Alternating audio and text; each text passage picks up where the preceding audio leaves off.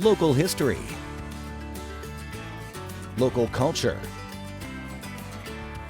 Local events. Your community. This is the Joe Kelly Show.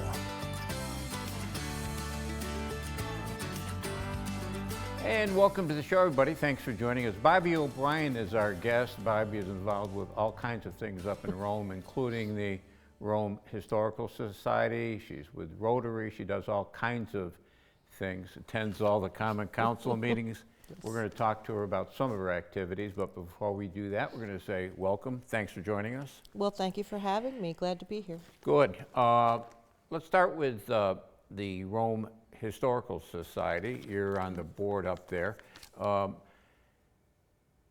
Great history up in Rome. I mean, you know, when you think about it, it's just incredible history. I know, and people get tired of hearing me say, we have so much history, we don't know what to do with all of it. Oh, that's it's a good way. It's very, of very true. Yeah, it's a good way of putting it. That's a challenge, isn't it, Bobbie? It's always a challenge. You never know which topic you want to hit hard on and what's of more interest to folks. Of course, we're very lucky that the first shovelful of the Erie Canal was dug right in our own backyard, so that's always topical.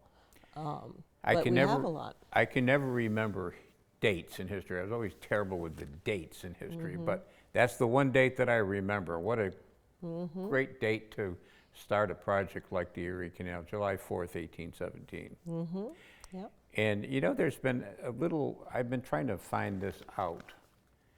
Who was actually there at that first shovelful of dirt? The first shovelful, it's usually not the people that you think are there, and of course all the names escape me right now, but it was not the governor, it wasn't that. That happened when they called it the Wedding of the Waters. Yeah. And they poured the water in. Of course, there was public dismay about all of that because of where it was located in the city. But yeah.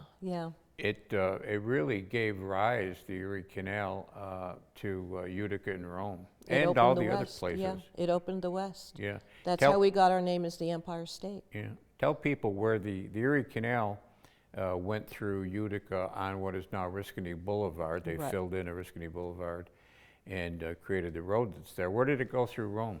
Erie Boulevard. That's filled in. Yeah. Yes, sadly.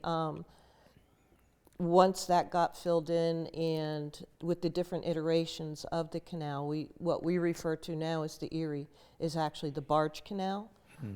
And so that's the last iteration of it. And for us, the barge canal is kind of removed from our downtown area. The original canal, there's still a couple places where you can see the original canal, is there not? Yes, there were 5 canals: Rome Canal, Inland Navigation Canal, then came what was commonly called Clinton's Folly, Clinton's Ditch, so the original Erie Canal, the old Erie, and then we had the enlarged, and now the barge canal's the current one. And there is 36 miles of the old Erie Canal Historic Park, starts in DeWitt, ends in Rome, and that is the original. Can they bicycle or walk that, run Yes, there's the towpath still runs along it, and actually the Empire State Trail runs from across the whole state, and we have the north and the south, Champlain, Shenango, all of those canals that kind of come off the main Erie. So we have the Erie Canalway Trail, which is our section of the trail. And of course, that first shovelful of dirt was dug just out of. I forget what that route is there. Well, right there along Erie Boulevard, so that would be 4649 in 46, Rome. Yeah, Yep. The Erie Canal went through Rome. It was resulting in a lot of businesses along the canal. Anything still exists from those days up there? Well, in Bellamy Harbor Park, we've got a terminal building that was maybe not from the original, but the terminal building there, and Bellamy Harbor Park is actually part of the Canal Corp. They own the property, so that terminal building, some people refer to it as the boathouse. That still exists. We have a few other things as well.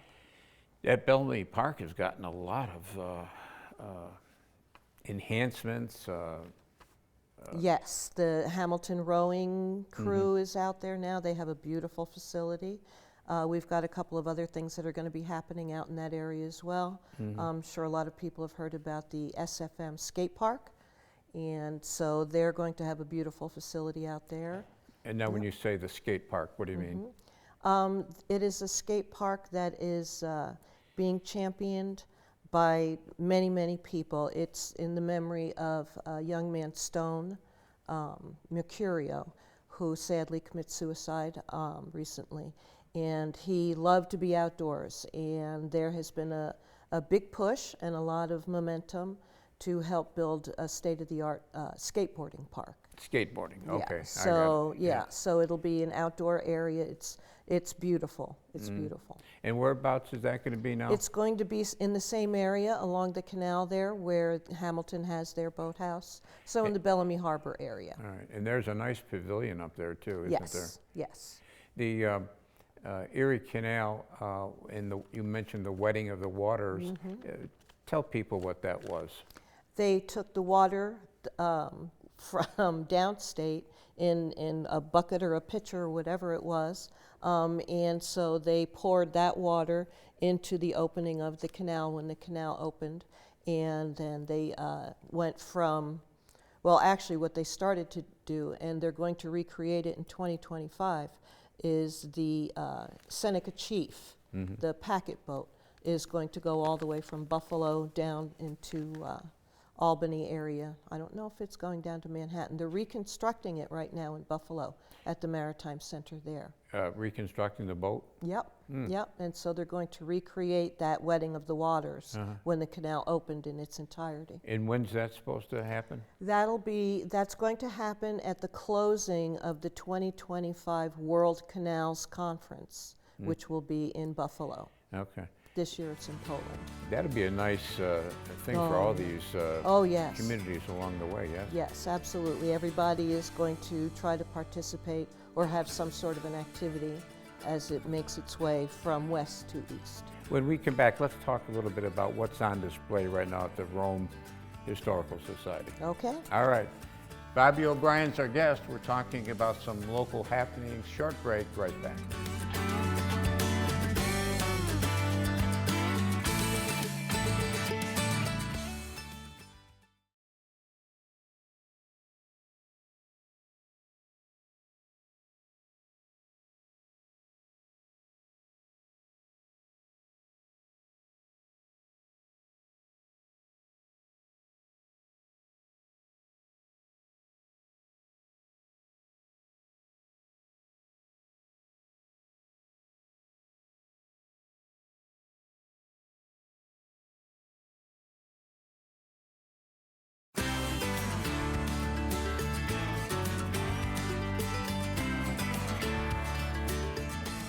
And welcome back, everybody. Thanks for sticking with us. Bobbie O'Brien's our guest. We're talking about things out in Rome because she's very active out there in a variety of things, including the Rome Historical Society.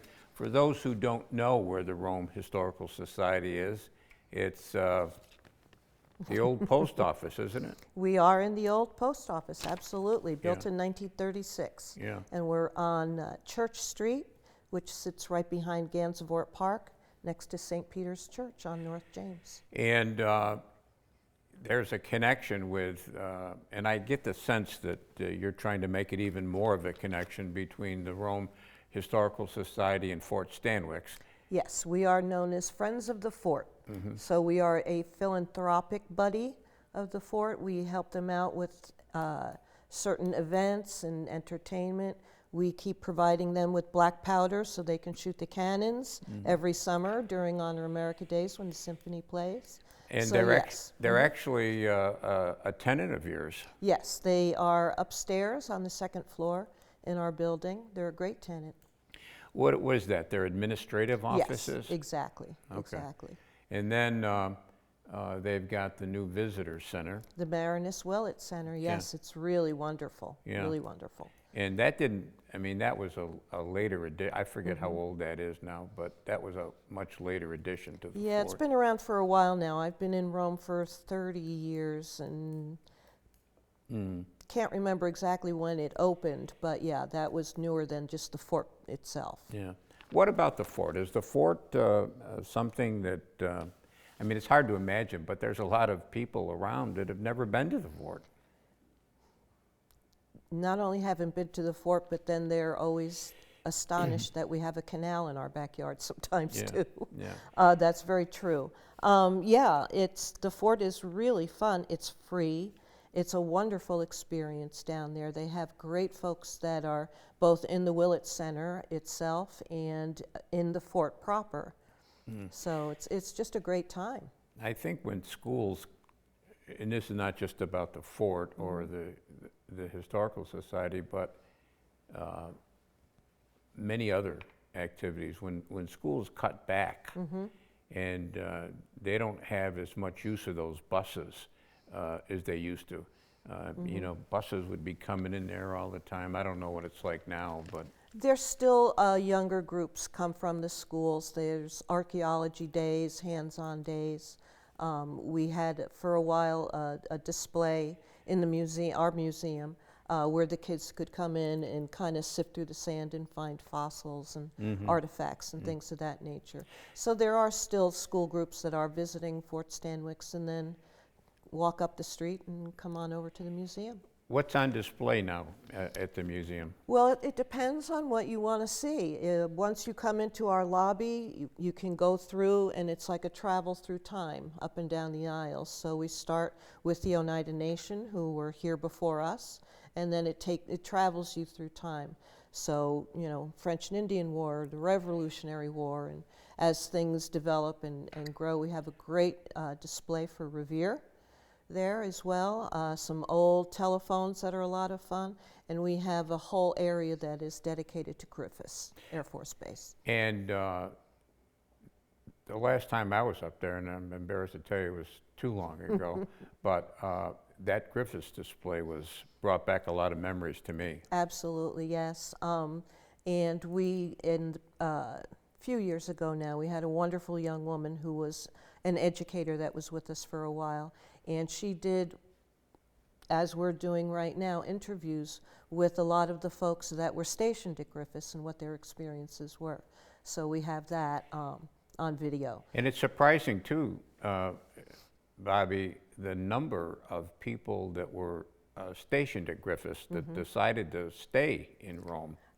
Rome's a great place. It truly, truly is. I've lived in a few very exciting places in my lifetime, and I keep coming back to Rome. I have family that's right there in Williamsburg, Virginia, and they keep saying, come back to Virginia, come to Virginia, and I said, no, I love Rome. It's a great community to live in. And we have so much history and so many other things here to do as well. When I hear people say there's nothing to do, I just shake my head. Yeah. You can be so busy that you don't know what to do. I know. I was thinking about that in terms of Utica the other day, and there's a lot of similarities between Utica and Rome. You know, you've got the Gulf in the Gulf. You've got the skiing in the skiing. Yes. I mean, there's a lot of similarities. No matter the season. Yeah. And I think the other thing is, I mean, Utica's a little bit bigger than Rome, but they're big cities that offer things that big cities offer, but it's small enough that you feel like you're living in a small town too. Oh, sure, sure. I grew up in northern New Jersey, and so I could hop on a bus and be in New York City in 17 minutes. So, you know, the Metropolitan and the Village, I was mostly in the Village. But we have the same thing, as you said, Munson and all of the amenities that we have. We have a lot of culture here, in addition to all of the outdoor and indoor sports. Yeah. Kennedy Arena has expanded all of the things that they do as well, year-round, not just for hockey. So, yeah, you're right. We do share a lot of similarities in that way. And what Art Pierce and his crew have done over amazing. at the Capitol Theater. The interior of the Capitol is just stunning. It's absolutely stunning. Yeah. And the new marquee is gorgeous. Yeah. At night when it's all lit up, it's wonderful. Yeah. The activities that you're involved with, you're also involved with Rotary. Yes. And Rotary is involved with Earth Day. Yes, we are, Rotary is a community source, service above self is the motto. And so always out in the community doing things, taking advantage of Earth Day, which is June 22nd. On June 20th, we're going to have a huge crew out there. The community is welcome. Come join us to clean up Bellamy Harbor Park. Mm-hmm. And then on Sunday, actually, Fort Stanwix is going to do a little bit of the Mohawk River Trail as well. So, you know, choose which one you want to come and help clean up. It's a lot of fun. It's great camaraderie, and it's serving the community. Speaking of trails, when we come back, let's talk about Rome being designated as a trail town. Trail town. Empire We'll State talk about Trail that. Town. And I was trying to figure out where that accent was from, and now I know it's from New Jersey. Long Islanders and New Long Jersey time people ago, never Northern lose it. Jersey. I don't say coffee anymore, though, Joe. Bobbie O'Brien's our guest. We're talking about things happening out in Rome. Short break, right back.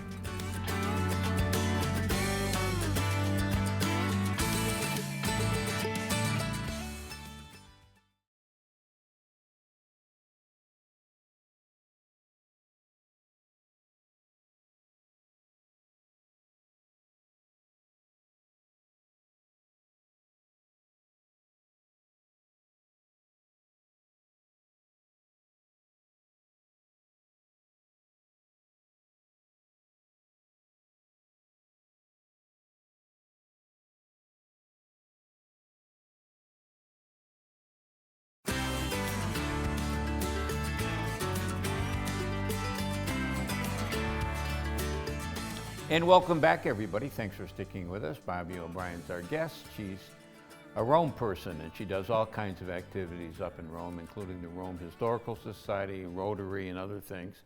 And we're talking about those other things, including Rome being designated as a trail town. But before we get to that, you know, one of the things I wanted to mention, one of the big assets that the Rome Historical Society has is that beautiful auditorium. Yes. And We were just in there last night. What is that seat? I should know.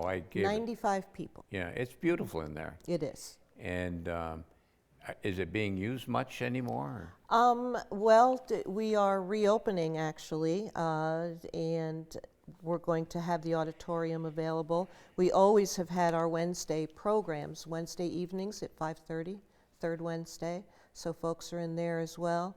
And I know we're going to talk about the Trail Town and the Trail Town Advocacy Group now. We meet in the boardroom, and last night we just had a community engagement meeting. And so we were in the auditorium last night.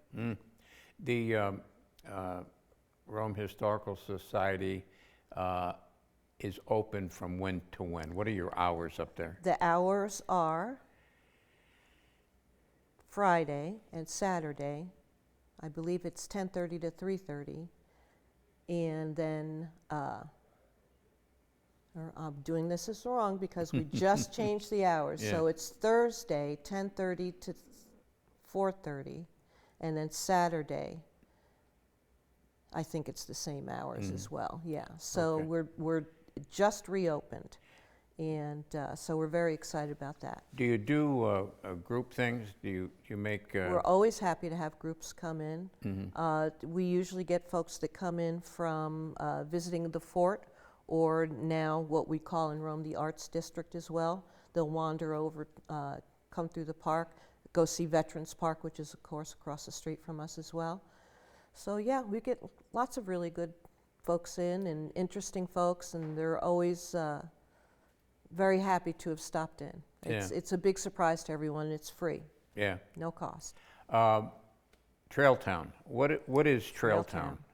Trail Town, the Canal Corporation and New York Parks, Parks and Trails, has a program known as Trail Towns, and it is trails along the canal side, and every year for the past, I believe, 3 or 4 years now, it's a competitive application, and you can be chosen, as Rome was, along with in 2023 we were one of 3, so it was City of Rome, Newark, and Lockport. And so we get guidance. We go through a very stringent steering committee situation along with the city and other groups and community advocates like our Chamber of Commerce in Rome. We're participants in a steering committee that went through kind of a process determining what state is the trail in through our city, what can we do to improve it, what suggestions and ideas. So at the end of that, Parks and Trails comes back with recommendations, short-term, long-term.